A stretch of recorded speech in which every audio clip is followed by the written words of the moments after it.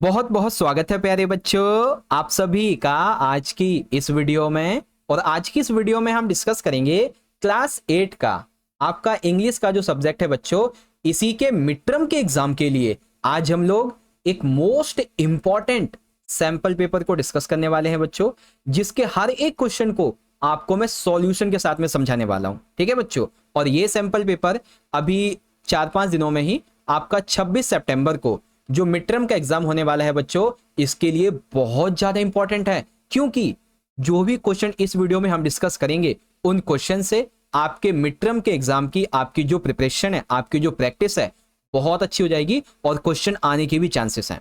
ठीक है, इसीलिए मैं कह रहा हूं बच्चों कि आप सभी इस वीडियो को बिल्कुल एंड तक जरूर देखिएगा। और हम आपको ऐसे ही एक दो नहीं बल्कि 5+ most important sample question paper करवाने वाले हैं बच्चों, वो भी कंप्लीट सॉल्यूशन के साथ में। जी हाँ, 5-6 दिन में ही आपको 5 सैंपल पेपर करवा दिए जाएंगे सॉल्यूशन के साथ में। यहाँ पर आई बटन में आपके 8 क्लास के ऑल सब्जेक्ट के सैंपल पेपर की वीडियोस मिल जाएंगी, तो उनको जरूर देख लेना। ठीक है, शुरू करते हैं बच्चों। तो सबसे पहले हम पेपर का पैटर्न समझेंगे। तो पेपर बच्चों आपका 2.5 घंटे का आने वाला है और ये 60 नंबर का आएगा। ठीक है, पेपर के अंदर आपके 4 खंड होने वाले हैं, यानी कि 4 सेक्शन होंगे, जिसमें से आपका जो सेक्शन नंबर ए रहेगा बच्चों, ये होगा रीडिंग का 14 मार्क्स का। ठीक है, अब इसमें बेसिकली आपके 2 क्वेश्चन होने वाले हैं अनसीन पैसेजेस। ओके, फिर आपका सेक्शन बी आता है बच्चों राइटिंग का, और ये रहेगा 12 मार्क्स का। तो बच्चों जितने भी आपके राइटिंग वाले टॉपिक हैं वो सारे के सारे इसी सेक्शन में आने वाले हैं। ठीक है, तो इस वीडियो में आपकी बहुत अच्छे से मैं प्रैक्टिस करवा दूंगा। फिर बात करें सेक्शन नंबर सी की, तो ये आपका ग्रामर का रहेगा 14 मार्क्स का, यानी कि ग्रामर की जितने भी आपके टॉपिक्स हैं, आई थिंक 7 से 8 टॉपिक हैं, सारे टॉपिक के क्वेश्चन इसी सेक्शन में आपको मिलेंगे। और सबसे जरूरी सेक्शन नंबर डी लिटरेचर का, जी हाँ बच्चों, ये रहेगा आपका 20 मार्क्स का। जो आपकी बुक है, ठीक है, इंग्लिश की, उसमें जितने भी आपके चैप्टर्स हैं, जितनी भी आपकी पोएम्स हैं, उन सभी से मोस्ट इंपॉर्टेंट क्वेश्चन इस वाले सेक्शन में लिए जाएंगे। ठीक है, तो प्यारे बच्चों आज की इस वीडियो में हम सेक्शन ए और बी यानी कि रीडिंग और राइटिंग को समझ लेंगे। बाकी ग्रामर और लिटरेचर के लिए मैं बता दूं, आपको पार्ट 2 की वीडियो बना दूंगा मैं। ठीक है, लिंक डिस्क्रिप्शन में और यहाँ पर आई बटन में आपको मिल जाएगा, तो जरूर से देख लीजिएगा। बच्चों वीडियो अच्छी लगती है तो इस वीडियो को ज्यादा से ज्यादा लाइक करो और अपने सभी दोस्तों में शेयर करो। कमेंट बॉक्स में सारे बच्चे अपना फीडबैक जरूर दीजिएगा। और हाँ, जिस तरीके से यहाँ पे देखो मैंने चैनल को सब्सक्राइब कर रखा है, वैसे ही सब्सक्राइब करने के बाद बेल नोटिफिकेशन को ऑल पे जरूर सेट कर देना बच्चों, ताकि जब भी आपके लिए हम सैंपल पेपर की नई वीडियो अपलोड करेंगे ना, तो उसका नोटिफिकेशन आपके फोन पे आ जाएगा और आपकी तैयारी बहुत अच्छी होगी। ठीक है, तो चलो बच्चों शुरू करते हैं सैंपल पेपर 1 के पार्ट 1 की वीडियो को। तैयार हो बच्चों अपने पेपर की प्रैक्टिस प्रिपरेशन करने के लिए? Are you ready? तो चलिए शुरू करेंगे। ओके, तो फाइनली प्यारे बच्चों यहाँ पे आप देख सकते हैं आज की इस वीडियो का और इस पेपर का हमारा सबसे पहला section, section number A reading का 14 मार्क्स का जो किया आएगा वो यहां से शुरू हो जाता है। ठीक है, अब इसमें ध्यान से देखो, हमारा पहला जो क्वेश्चन है ये क्या कहता है कि read the passage given below. ठीक है, इसमें आपके एक एक नंबर के 5 क्वेश्चन और 2 नंबर का एक क्वेश्चन होगा। इसमें एमसीक्यूज भी हैं आपके, मैं दिखा भी देता हूं एक बार। देखो आपके एमसीक्यूज भी हैं, 1 मार्क्स के क्वेश्चन, 2 मार्क्स के क्वेश्चन ये भी हैं, ऐसे ही करके आपका दूसरा क्वेश्चन भी है। ठीक है, फिर आगे बात करेंगे तो आपके ये यहाँ पे देखेंगे सेक्शन भी राइटिंग वाला सेक्शन शुरू होगा। ठीक है, तो राइटिंग वाले सेक्शन में जितने भी क्वेश्चन है सब आपको करवाऊंगा इसी वीडियो में, चिंता मत करो। तो चलो बच्चों हम शुरू करेंगे अपने क्वेश्चन नंबर 1 से। ओके, शुरू कहां से करेंगे हम? क्वेश्चन नंबर 1 से। तो हमें पैसेज को पढ़ना है। पैसेज का हमारा टॉपिक है बच्चों the habit of reading books, यानी कि किताबें पढ़ने की आदत। तो ये काफी अच्छा पैसेज है, तो हमें इस पैसेज को पढ़ना है बच्चों पहले, फिर हम इसके क्वेश्चन आंसर को करेंगे। ठीक है, तो मैं भी पढ़ूंगा एक एक लाइन को, एक एक वर्ड को, आप भी पढ़ना मेरे साथ। ओके बच्चों, प्रैक्टिस करेंगे बढ़िया वाली, 1 नंबर की तैयारी करवाऊंगा आपकी। ठीक है, चलो शुरू करेंगे। देखो बच्चों, reading books is one of the best habits a person can develop, यानी कि किताबें पढ़ना एक व्यक्ति के द्वारा विकसित की जाने वाली सबसे अच्छी आदत है। Books are called our true companions because they never leave us alone. जो बुक्स हैं बच्चों, यही हमारे सबसे सच्चे अच्छे साथी हैं, जो कि हमें कभी अकेला नहीं छोड़ते हैं। दे गिव नॉलेज, यानी कि बुक्स हमें नॉलेज प्रोवाइड कराती हैं। ठीक है, इंप्रूव थिंकिंग, हमारी सोच में बदलाव करती हैं। And provide entertainment at the same time, और ये हमें मनोरंजन भी प्रदान करती है। ठीक है, a good book opens the door to new ideas. एक अच्छी जो किताब होती है बच्चों, वो हमारे लिए नए नए दरवाजे खोल देती है। ठीक है, डिफरेंट कल्चर्स, हम नई नई संस्कृति को समझते हैं। एंडलेस इमेजिनेशन, जब हम पढ़ते हैं ना, जितना ज्यादा पढ़ेंगे उतना ज्यादा हम इमेजिन भी कर पाएंगे। ठीक है, अनलाइक टेलीविजन और mobile phones, books do not harm our eyes और waste of our time, instead they enrich our mind and soul. बच्चों, जो टेलीविजन है, जो मोबाइल है, ये हमें हार्म पहुंचाते हैं, हमारी आइज को हार्म पहुंचाते हैं, टाइम वेस्ट करते हैं। लेकिन जो हमारी बुक्स है ना, ये ऐसा कुछ नहीं करती हैं, बल्कि ये हमारे माइंड को अच्छा करती हैं। ठीक है, हमारे मन को, हमारे आत्मा को और समृद्ध बनाती हैं ये। ठीक है, चलो अब यहाँ पे दूसरा पैसेज आ जाता है। ठीक है, दूसरा पैरा है हमारा, the habit of reading not only increase knowledge but also improves language skills, vocabulary and concentration. यानी कि बच्चों, पढ़ने की जो आदत है ना, ये केवल आपकी नॉलेज यानी कि ज्ञान नहीं बढ़ाती, नॉलेज के साथ साथ आपकी लैंग्वेज स्किल्स को भी इंप्रूव करती है, आपकी वोकैबुलरी जो पावर है वो भी बढ़ती है, शब्दावली बढ़ती है, और आपकी ध्यान लगाने की शक्ति भी बढ़ती है। Students who read regularly are often more confident and perform better in studies. जो बच्चे रोज किताबें पढ़ते हैं ना, वो बहुत अच्छे, एक तो कॉन्फिडेंस होता है उनके अंदर कि हाँ मैंने पढ़ रखा है, मुझे सब आता है ना, अच्छा करते हैं वो स्टडीज में जो डेली पढ़ते हैं।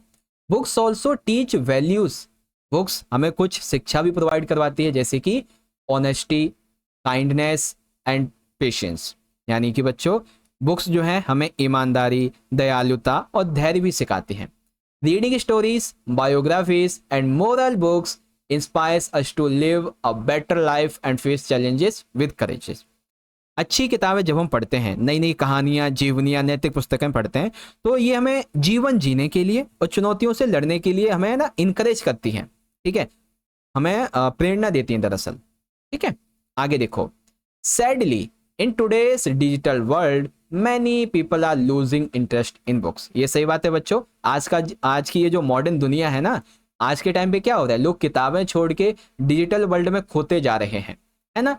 They prefer spending time on phones, games and social media. लोग किताबें छोड़ के कहाँ पे अपना टाइम खराब कर रहे हैं, किताबों, फोन्स में, गेम्स में, सोशल मीडिया पे। दिस ट्रेंड इज हार्मफुल, ये बहुत हार्मफुल है, because it reduce creativity and weakness and the habit of deep thinking.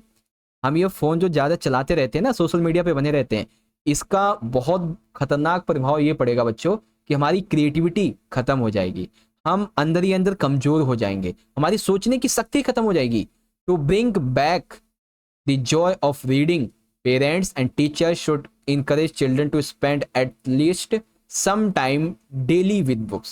ठीक है, इन सभी से बाहर निकलने का तरीका क्या है कि जो पेरेंट्स हैं, जो टीचर्स हैं, उन्हें अपने बच्चों को उन्हें ये कहना चाहिए कि बच्चों तुम ना थोड़ी बहुत किताबें पढ़ो और सोशल मीडिया से दूर रहो। ट्रूली, ठीक है, सचमुच reading is like food for the mind. जैसे हमारे शरीर को खाने के लिए, हमारे शरीर को ऊर्जा के लिए खाना चाहिए, है ना, वैसे ही रीडिंग जो है वो फूड है एक तरीके का हमारे दिमाग के लिए। And once we develop this habit it becomes a lifelong tradition. जैसे ही हम ये अपनी हैबिट डेवलप करते हैं किताबें पढ़ने की, तो ये हमारे लिए जिंदगी भर का एक खजाना बन जाता है। ठीक है, चलो अब आ जाते हैं क्वेश्चन पे। सारे बच्चे आंसर करेंगे अपने मन ही मन में या फिर कमेंट बॉक्स में आंसर करते चलेंगे मुझे। ठीक है, देखो बच्चों, हमारा पहला प्रश्न, why are books called our true companions. जो बुक्स हैं बच्चों, ये हमारी सच्चे साथी क्यों कहलाती हैं? क्योंकि ये बहुत ही एक्सपेंसिव है, क्योंकि ये बहुत ज़्यादा डिफिकल्टी पैदा करती हैं, क्योंकि ये हमें कभी अकेला नहीं छोड़ेंगी, क्योंकि ये हमें अकेला बना देती हैं। तो ये हमारी सच्चे साथी क्यों है बच्चों? क्योंकि दे नेवर लीव अस, ये हमें कभी छोड़ के नहीं जाएंगी और कभी भी हमें अकेला नहीं करेंगी। ठीक है, दूसरा question, which of these is a benefit of reading. बच्चों, पढ़ने का इनमें से कौन सा फायदा है? देखो, एक तो है इंक्रीज वोकैबुलरी, आपकी जो वोकैबुलरी है, आपकी शब्दावली ये बढ़ेगी, सही बात है। वीकनेस कंसंट्रेशन, यानी कि आपकी दिमाग जो ध्यान लगाने की शक्ति है वो कम हो जाती है पढ़ने से, गलत। वेस्टिंग टाइम, टाइम वेस्ट होता है, गलत। रिड्यूस क्रिएटिविटी, क्या आपकी क्रिएटिविटी खराब होती है? नहीं। तो मतलब ऑप्शन ए जो है आपका ये वाला करेक्ट है। ठीक है, चलो, अब यहाँ पे बच्चों आपका तीसरा प्रश्न, reading books help us by, यानी कि किताबें जब हम पढ़ते हैं तो ये हमारी कई तरीके से मदद करती है। कैसे? इम्प्रूविंग लैंग्वेज, हमारी जो भाषा है उसमें सुधार आता है, सही बात है। इंस्पायरिंग मोरल वैल्यूज, जैसे काइंडनेस, ठीक है ना, मतलब दयालुता और ईमानदारी, ये सभी ये मोरल वैल्यूज हमें सिखाती है। और टीचिंग पेशेंस, हमें धैर्य सिखाती है। ये वाला गलत है। तो यहाँ पे देखेंगे 1 2 4, ये जो बी वाला ऑप्शन है ना हमारा, ये वाला सही है। ओके बच्चों, चलो अब देखो यहाँ पे आपका चौथा question, the central idea of the passage. तो बच्चों इस पैसेज का सेंट्रल आइडिया क्या है? Reading books is a valuable habit. ठीक है, reading books is a valuable habit. अब 1 नंबर का क्वेश्चन है हमारा बच्चों, हाउ डू बुक्स इंस्पायर अस। तो बच्चों किताबें जो है वो हमें किस प्रकार से प्रेरणा देती हैं? तो बच्चों बुक्स इंस्पायर अस बाय टीचिंग मोरल वैल्यूज, जैसे ईमानदारी, सच्चाई और धैर्य, है ना। तो ये मोरल वैल्यूज हमें सिखाती हैं।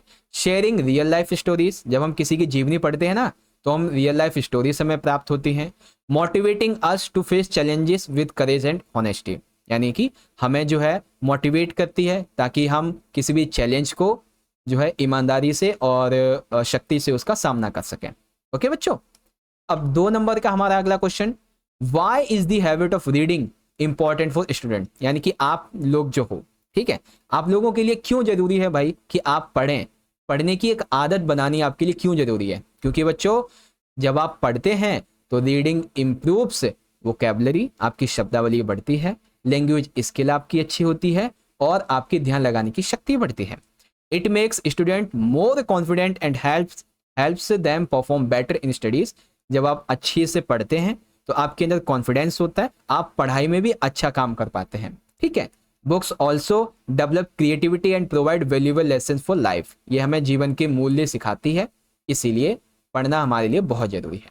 ओके बच्चों, तो यहाँ पे देखो मैंने आपको मोटिवेशन वाला एक पैसेज यहाँ पे करवा दिया अच्छे तरीके से, और आई होप आपको पहला पैसेज समझ में आ गया होगा।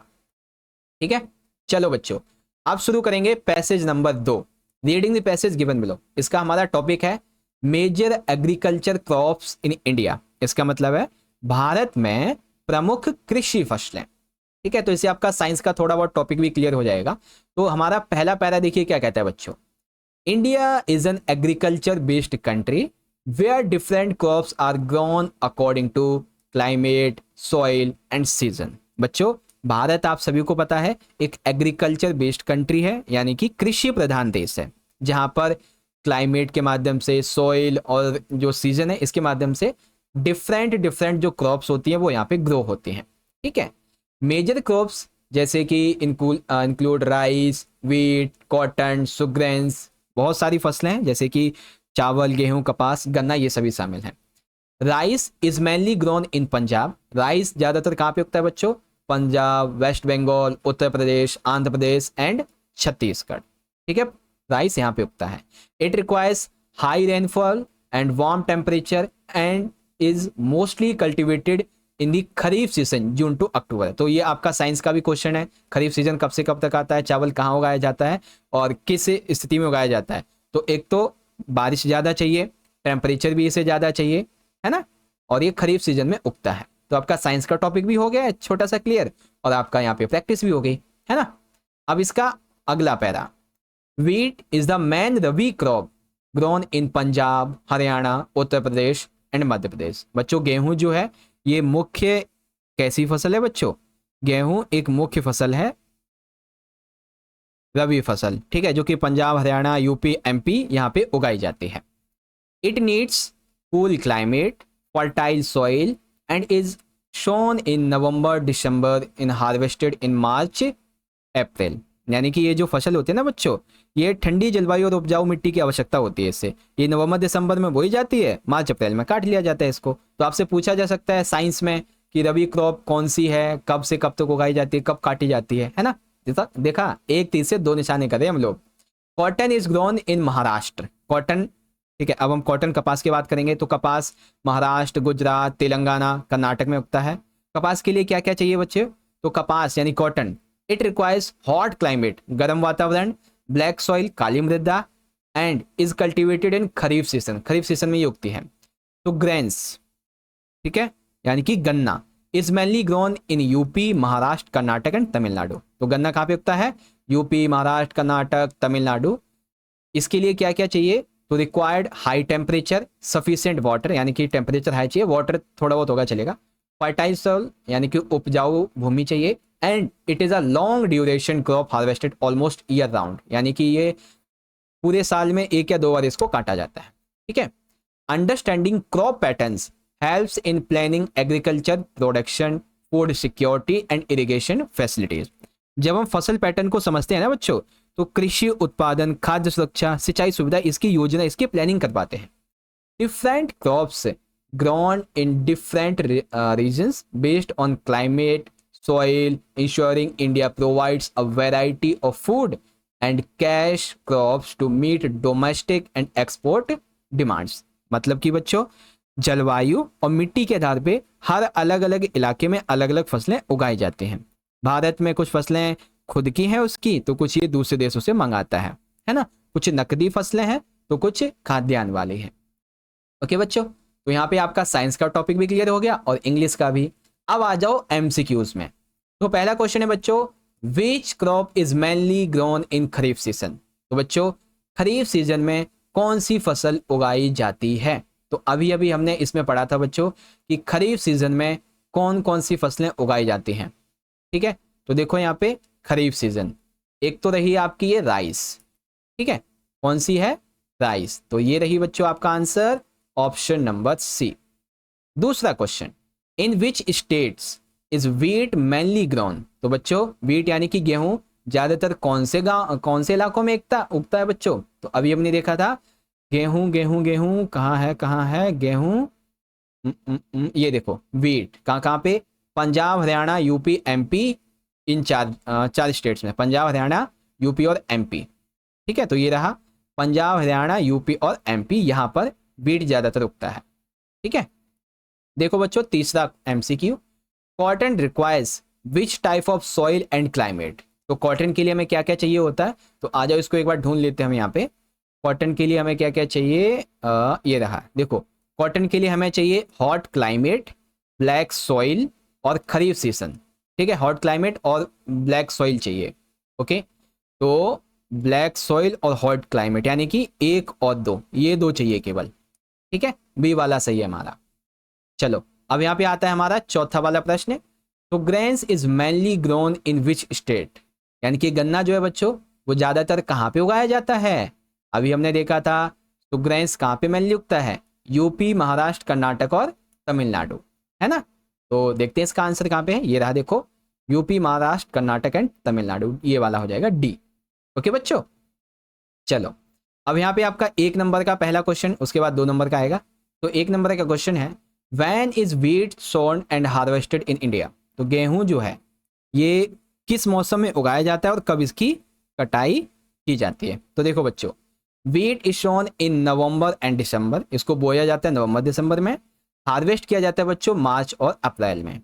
It requires cool climate. ठीक है, हार्वेस्ट किया जाता है कैसे? तो कूल क्लाइमेट इसके लिए चाहिए, फर्टाइल सॉइल चाहिए। मेनली ये पंजाब, हरियाणा, यूपी और एमपी में उगाई जाती है।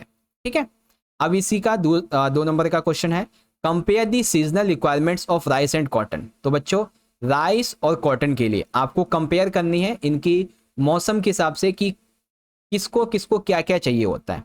तो राइस की अभी हमने बात की। राइस बच्चों एक खरीफ फसल है जो कि जून और अक्टूबर में उगती है। इसके लिए हाई रेनफॉल चाहिए और गर्म वातावरण यानी कि वार्म टेम्परेचर चाहिए, और मेनली ये ईस्टर्न एंड नॉर्थर्न प्लेन्स में उगती है। कॉटन की बात करें बच्चों, तो कॉटन जो है ये भी एक खरीफ सीजन की फसल है। नीडिंग हॉट क्लाइमेट, इसे भी हॉट क्लाइमेट चाहिए। इसे ब्लैक सॉइल चाहिए। ये महाराष्ट्र, गुजरात, तेलंगाना, कर्नाटक यहाँ पे उगते हैं। Both crops depend on climate but different in soil preference. है तो दोनों एक ही क्लाइमेट की, लेकिन दोनों की जो सॉइल जो डिफरेंस है, प्रेफरेंस है, वो अलग अलग है। ठीक है, हर की मृदा अलग अलग है। ओके, तो इस तरीके से बच्चों हमारा ये वाला भी कंप्लीट हो गया। ओके बच्चों, तो अब ना एक बार आप सारे बच्चे ईमानदारी से ना एक बार कमेंट करके बताओ कि मैंने आपको अभी क्वेश्चन 1 पढ़ के अच्छे से समझाया, क्वेश्चन 2 पढ़ के अच्छे से सॉल्व करके समझाया, क्या आपकी इससे जो प्रिपरेशन है, आपकी जो प्रैक्टिस है अच्छी हो रही है बच्चों? कमेंट बॉक्स में जल्दी जल्दी बताओ। ठीक है, मैं जानना चाहता हूं कि आपकी प्रैक्टिस बढ़िया हो रही कि नहीं।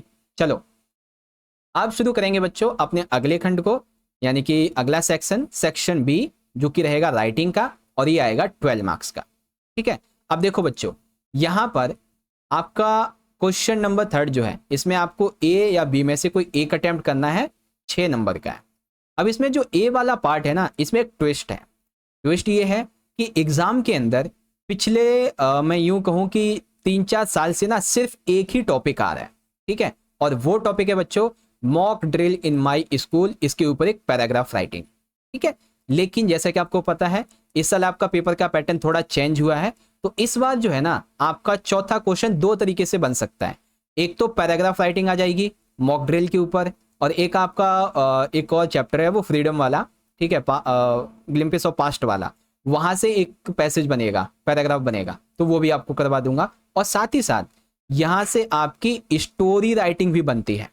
ठीक है, स्टोरी राइटिंग। तो बच्चों मैंने आपको जैसा कि बताया कि आपको मैं 5 सैंपल पेपर करवाऊंगा, तो हर एक सैंपल पेपर में किसी में पैराग्राफ राइटिंग करवा दी, किसी में स्टोरी राइटिंग करवा दी, किसी में अलग टॉपिक पे, किसी में अलग टॉपिक पे, तो आपकी सबकी तैयारी हो जाएगी, चिंता मत करो। ठीक है, बाकी देखो क्वेश्चन नंबर ए हमारा क्या कहता है, write a short paragraph on mock drill in my school in about 100 to 20 words. वैसे ये 50 से 60 शब्दों में आता है, मैंने थोड़ा बड़ा करके लिखा है। ठीक है, तो बच्चों चलो लिखते हैं। टॉपिक क्या है, mock drill in my school. Okay, इसको याद कर लेना अच्छे से बच्चों, ये जो पूरा का पूरा यहाँ पे मैं डब्बा बना देता हूँ। ठीक है, आपको इसे ढंग से अच्छे से याद कर लेना है, क्योंकि सेम टॉपिक भी आ सकता है। पिछले 4-5 साल से सेम ही टॉपिक आ रहा है आपका मॉक ड्रिल वाला, लेकिन इस बार 2 टॉपिक हैं, तो दोनों में से कोई भी आ सकता है। तो एक ये और एक अगली वीडियो में बताऊंगा, वो याद कर लेना। ठीक है, देखो बच्चों इसका सॉल्यूशन इस तरीके से हमने लिखा है। देखो, अब mock drill was organised in my school last week. पिछले हफ्ते, पिछले सप्ताह मेरे स्कूल में एक मॉक ड्रिल का आयोजन किया गया। It was arranged to prepare us for any disaster like fire और अर्थक्वेक। बच्चों ये जो ड्रिल हुई थी, ये हमें आग, भूकंप, किसी भी आपदा से बचाने के लिए तैयार करने के लिए थी। फर्स्ट यानी कि सबसे पहले our teachers explain the importance of disaster management. सबसे पहले हमारे जो शिक्षक थे, टीचर्स थे, उन्होंने हमें समझाया अच्छे से कि क्या इंपॉर्टेंस है डिजास्टर मैनेजमेंट की। Teachers they told us a disaster can happen suddenly and we must know how to act. दुर्घटना जो होती है, डिजास्टर जो होते हैं, वो कभी भी हो सकता है अचानक से, इसीलिए हमें ये पता होना चाहिए कौन से डिजास्टर में हमें क्या करना है। Then the alarm bell rang loudly. उसके बाद जो अलार्म घंटी थी, खतरे की घंटी, वो जोर से बजी। We all left our classroom in a line without running और शाउटिंग। हम एकदम लाइन लगा के और जल्दी जल्दी अपने क्लासरूम से बाहर निकले, बिना भागे हुए, बिना शोर मचाए हुए। वे गैदर्ड, हम इकट्ठे हुए, कहाँ पे, in the school play ground with in a few minutes. 2-4-5 minute में ही हमने पूरा स्कूल खाली करके स्कूल के ग्राउंड में आ गए। ठीक है, जैसे घंटी बजी हम लाइन लगाए और जल्दी जल्दी से हम नीचे आ गए। The fireman showed us how to use fire extinguishers. वहां पे जो एक अग्निशामक थे, उन्होंने हमें सिखाया कि कैसे वो जो रेड रेड सा होता है ना, और फायर एग्जिस्टर जो होते हैं, उनको कैसे यूज करना है। They also told us some safety rules for emergencies. साथ ही साथ उन्होंने हमें बताया कि कैसे जब भी कोई डिजास्टर होता है तो हमें उस टाइम पे कौन कौन से रूल्स को अपनाना चाहिए। We understood that discipline and calm behaviour are very important in such situations. उन्होंने हमें बताया, हमें समझाया कि डिसिप्लिन और आपका शांत जो व्यवहार है वो कितना इंपॉर्टेंस है किसी भी डिजास्टर से निकलने के लिए। The mock drill gave us confidence and awareness. इस मॉक ड्रिल ने बच्चों, मतलब इस मॉक ड्रिल ने आत्मविश्वास और जागरूकता पैदा की। I learn that disaster management save lives. ठीक है, यानी कि अगर हम आपदा प्रबंधन सही से करते हैं तो ये जीवन बचाता है। And we should always follow the instructions of teachers and rescue workers. इस टाइम पे हमें हमेशा इंस्ट्रक्शंस को फॉलो करना चाहिए जो हमारे टीचर्स देते हैं, जो हमें रेस्क्यू वर्कर्स देते हैं। ठीक है, it was useful experience for all of us. ये हमारे लिए, हम सब के लिए बहुत ही अच्छा रहा। ठीक है, तो एक टॉपिक तो आपको मैंने करवा दिया, mock drill in my school. इसके अलावा एक टॉपिक और है, ठीक है, जिस पर आपकी जो है ना ये बन सकती है पैराग्राफ राइटिंग, वो आपको मैं बता दूंगा। इसके अलावा आपकी जो स्टोरी राइटिंग होगी वो भी आपको मैं हर एक पेपर में बताता हुआ चलूंगा, ठीक है। चलो, तो 6 नंबर आपके पक्के हो गए। अब देखो यहाँ पे, अब इसी का हम बात करते हैं दूसरा वाला क्वेश्चन। तो दूसरे वाले क्वेश्चन में क्या है बच्चों, ध्यान से देखिएगा। यू आर समीर और शमीरा, आपका नाम समीर या समीरा है। Your school organised a science exhibition where students from different class displayed creative projects and models. ठीक है, आपके स्कूल ने एक साइंस एग्जीबिशन जो थी वो बेसिकली ऑर्गेनाइज की हुई थी, ठीक है, ऑर्गेनाइज हो चुकी है। और यहाँ पर बहुत सारी क्रिएटिव प्रोजेक्ट्स एंड मॉडल्स जो थे वो देखे आप। You saw many interesting things like robots, आपने रोबोट्स देखे, वर्किंग मॉडल्स लेके ऑफ वाटर हार्वेस्टिंग, ठीक है, वाइंड मिल्स देखी एंड स्पेस रॉकेट्स देखे। You are inspired by the talent and creativity of your schoolmates, ठीक है, आपने अपने स्कूल में ही पढ़े विद्यार्थियों को देखा और आप बहुत इंस्पायर हुए, ठीक है। Write a diary entry in about, ये वर्डिंग थोड़ी ज़्यादा हो गई है, ठीक है, इतने वर्ड की नहीं आएगी आपकी डायरी एंट्री जो है ना, वो 80 से 100 वर्ड में आएगी, ये थोड़ी ज़्यादा वर्डिंग हो गई, ठीक है। आपको यहाँ पे डायरी एंट्री लिखनी है। The projects you like the most and what you learn from the exhibition, ये आपको यहाँ पे बताना है, ठीक है। तो टॉपिक क्या है बच्चों, टॉपिक है साइंस एग्जीबिशन के ऊपर डायरी एंट्री, ओके। तो सबसे पहले हम क्या लिखेंगे बच्चों, सबसे पहले हम टॉपिक लिखेंगे। टॉपिक क्या है बच्चों डायरी एंट्री का, diary entry visit to a science exhibition, या फिर यहाँ पे आप लिख सकते हैं experience of a science exhibition, ये भी लिख सकते हैं, ठीक है। देखो, तो सबसे पहले आपको लिखनी है डेट। जैसे कि एग्जांपल के लिए ये मैं जो वीडियो है बना रहा हूँ 20 सितंबर को, तो मैं डेट लिखूंगा, पूरी की पूरी डेट लिखनी है आपको, पूरा मंथ डालना है, 20 सितंबर 2025, ये पूरी डेट लिखनी है आपको। 20 SEP 2025 ऐसे नहीं लिखनी, पूरा का पूरा आपको लिखना है, ठीक है। तो आपने डेट लिख दी, ठीक है, टॉपिक हो गया, डेट हो गई। फिर आप लिखेंगे डियर डायरी, डियर डायरी लिख दिया। अब यहां से शुरुआत होगी आपकी डायरी एंट्री की। Today was a very exciting day at school, आज का दिन बहुत ही एक्साइटिंग भरा रहा, ठीक है, स्कूल का रोमांचक था। क्यों था, because we had a science exhibition, क्योंकि हमारे यहाँ पे साइंस जो एग्जीबिशन था, विज्ञान प्रदर्शनी, ये लगी थी। The whole school building was decorated, पूरा स्कूल जो था, जो बिल्डिंग थी वो डेकोरेट की गई थी। And students from every class had prepared different project, हर एक क्लास के बच्चे ने अपने अलग अलग डिफरेंट प्रोजेक्ट्स बनाए हुए थे। I was amazed to see the creativity and hard work of my friends, मैं बहुत ज़्यादा खुश हुआ, ठीक है, अपने दोस्तों की रचनात्मकता और कड़ी मेहनत देखकर। I first visited a stall where student show a robotic arm that could pick up objects, सबसे पहले मैं गया एक ऐसे स्टॉल पे जहाँ पर छात्रों ने एक रोबोट से भुजा को उठा रखा था, वस्तुओं को उठा रखा था रोबोट की हाथ से। It looked so real and useful, वो रोबोट मुझे बहुत रियल लगा और यूजफुल लगा। Then I saw a working model of rain water harvesting which explained how water can be stored and reused, यानी कि फिर मैंने देखा एक रेन वाटर हार्वेस्टिंग मॉडल, ठीक है, जो कि किस तरीके से पानी को स्टोर करना, कैसे उसे यूज करना सिखाता है, ठीक है। I also liked the mini wind mill that produced electricity with the help of fan, मैंने एक विंड मिल देखी, पवन चक्की जिसे कहते हैं, वो पंखे की मदद से बिजली पैदा कर रही थी। The space models specially a rocket launch design made me dream about exploring the universe, और जब मैंने अंतरिक्ष मॉडल देखा, खास करके रॉकेट प्रेक्षण वाला, तब तो मेरे अंदर एक वो जग गई कि भाई अब तो मुझे यूनिवर्स को एक्सप्लोर करना है ना।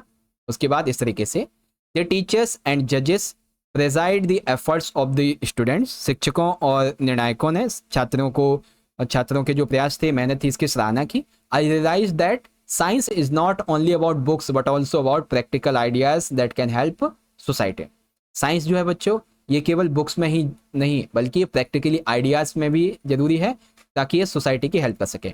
This exhibition inspired me to think creatively and try new experiments. I feel proud of my school for giving us this opportunity.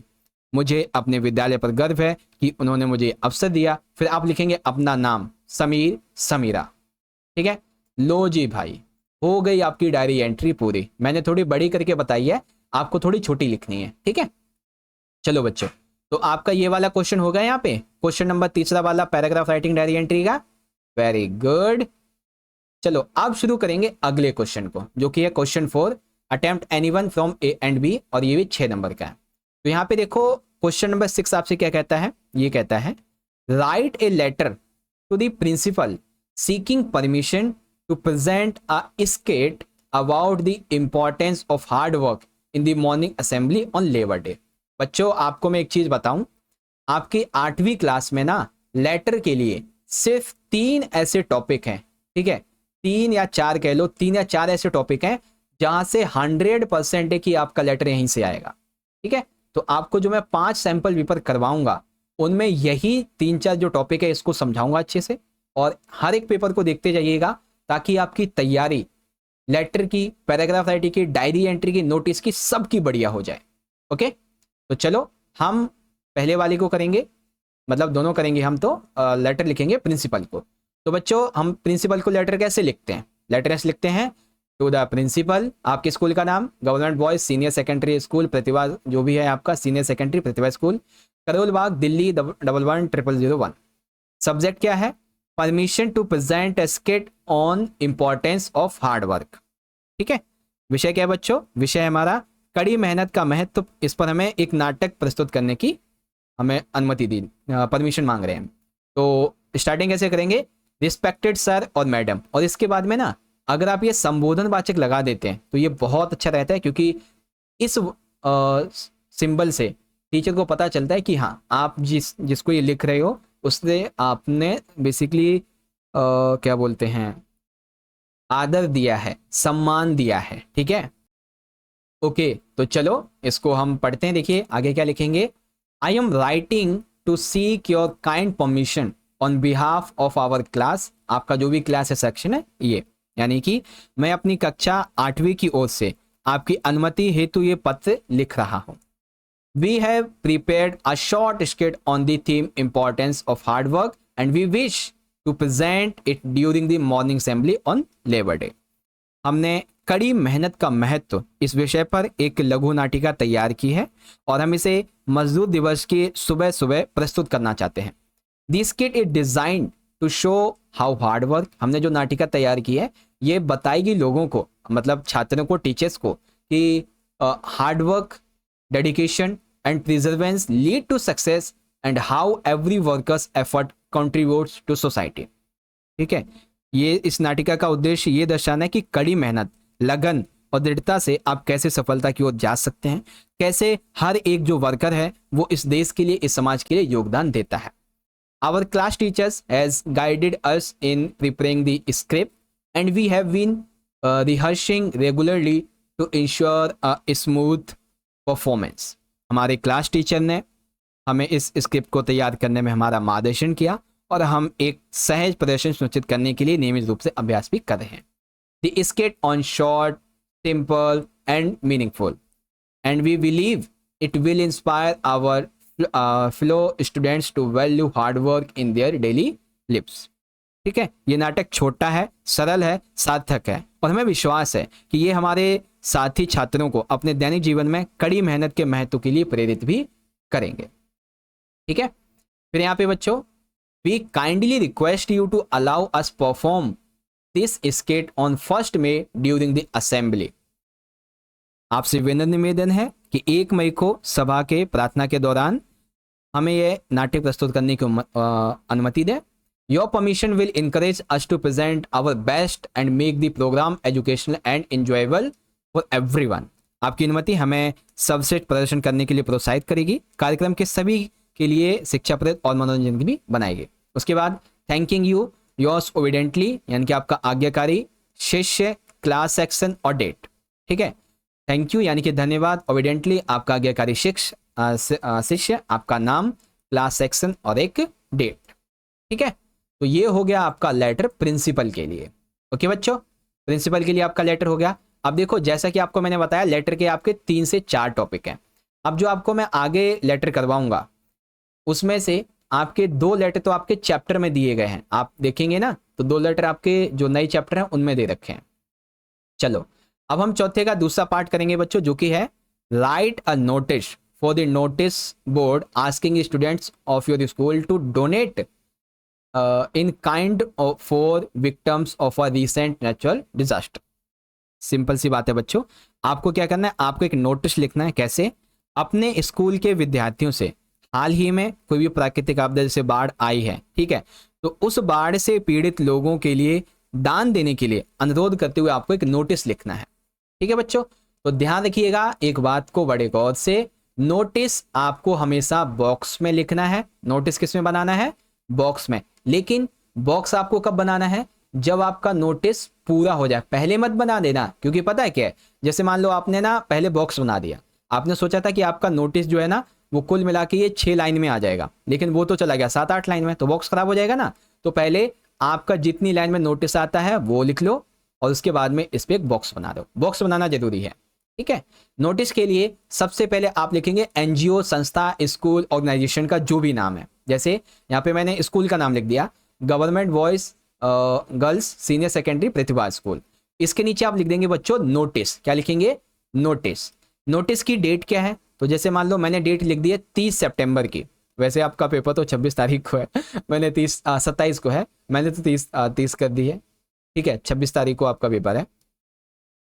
तो देखो सब्जेक्ट, डेट के बाद में subject, donation drive for victims of recent natural disaster, for recent flood, for recent earthquake, है ना, जो भी natural disaster है उसके बारे में, है ना। सब्जेक्ट क्या हो गया बच्चों? सब्जेक्ट हमारा ये हो गया है कि हाल ही में हुई प्राकृतिक आपदा के पीड़ितों के लिए दान अभियान, एक drive. Okay, all students are hereby informed that, ये लाइन याद कर लो, अगर स्कूल के लिए लिखना है तो सेम ऐसे ही आपको लिखना है, ठीक है। कैसे? All the students are hereby informed that our school is organising a donation drive to help the victims to the flood, earthquake या साइक्लोन, जो भी नेचुरल डिजास्टर आया उसका नाम, इन अफेक्टेड एरिया, जैसे कि पंजाब में आया है ना, तो वो आप लिख देंगे। Many families have lost their homes and belongings and they need our support. बाढ़ जब आती है, भूकंप, अर्थक्वेक जब भी आता है, जो फैमिलीज होती हैं वो अपने घरों को खो देती हैं, अपने वस्तुओं को, अपने पशु जानवर, यहाँ तक कि इंसान तक को खो देते हैं। अब उन्हें जरूरत है हमारे सपोर्ट की। Students are requested to donate in kind such as clothes, blankets, food items, medicine, books and stationery. यानी कि छात्रों से अनुरोध किया जाता है कि वे कपड़े, कंबल, खाने पीने की चीजें, दवाइयाँ, किताब, स्टेशनरी, इन वस्तुओं का दान करें। The donated items should be clean, usable and properly packed. जो भी बच्चा डोनेट करे, जो भी, वो स्वच्छ हो, यूज करने के लायक हो, प्रॉपरली पैक किया हो। कॉन्ट्रीब्यूशंस विल बी कलेक्टेड, जो भी देना चाहते हैं, ठीक है, कंट्रीब्यूट करना चाहते हैं, वो स्कूल हॉल में आएंगे, ठीक है।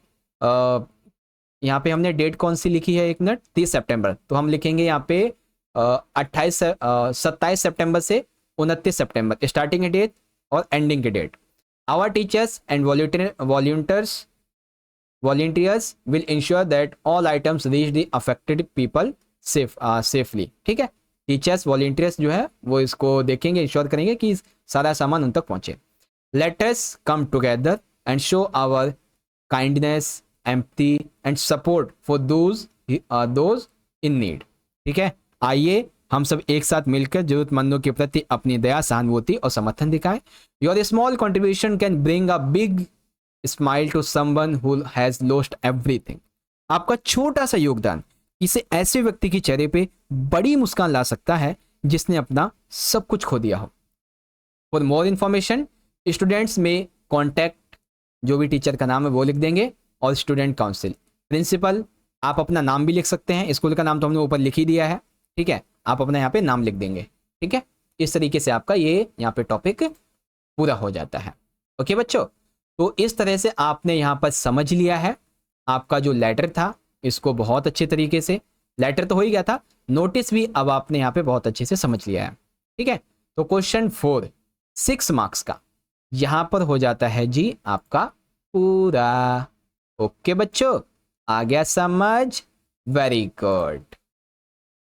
तो एक सेकेंड, ठीक है। हाँ देखो, सेक्शन भी हमारा पूरा हो गया। अब देखो एक चीज और दिखाता हूं, ये आपका डीओई वाला सैंपल पेपर है, ठीक है, जिसका आप सेक्शन भी राइटिंग यहां से देख सकते हैं। अभी मैंने आपको बताया था कि क्वेश्चन जो थर्ड होगा ना, इसमें आपकी स्टोरी राइटिंग का भी क्वेश्चन होगा। जैसे कि यहाँ पे देखो क्या है कि आपको फॉलोइंग हिंट्स के माध्यम से आपको स्टोरी राइटिंग करनी है 100 से 120 शब्दों में, है ना।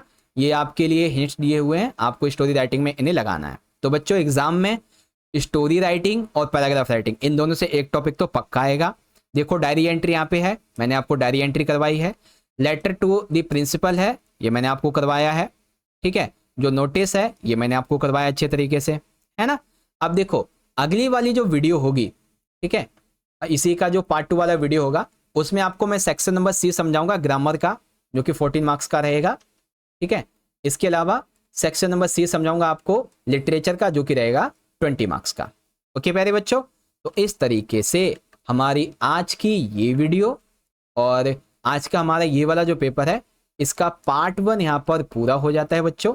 अब आपको ये वीडियो अच्छी लगी है, इस वीडियो को ज़्यादा से ज़्यादा आप सभी बच्चे जरूर लाइक करें, अपने सभी दोस्तों में इसको जरूर शेयर कीजिएगा बच्चों। और इंग्लिश के लिए हम आपको 5 सैंपल पेपर्स जो करवाने वाले हैं, उसकी यहाँ पे आई बटन में आपको लिंक मिल जाएंगे सारे के सारे, तो आप उनको जाके जरूर से देख लेना, जैसे आपको समय मिलता है प्रिपरेशन करते रहिए। बाकी मिलते हैं आपसे इसी पेपर के पार्ट 2 की वीडियो में, जिसमें आपको मैं सी और डी ये आपके दोनों सेक्शन करवा दूंगा। तब तक के लिए आप पढ़ते रहो, अपना ख्याल रखो, एग्जाम की प्रिपरेशन करते रहिएगा, ठीक है। बहुत बहुत धन्यवाद। जय हिंद, जय भारत, वंदे मातरम।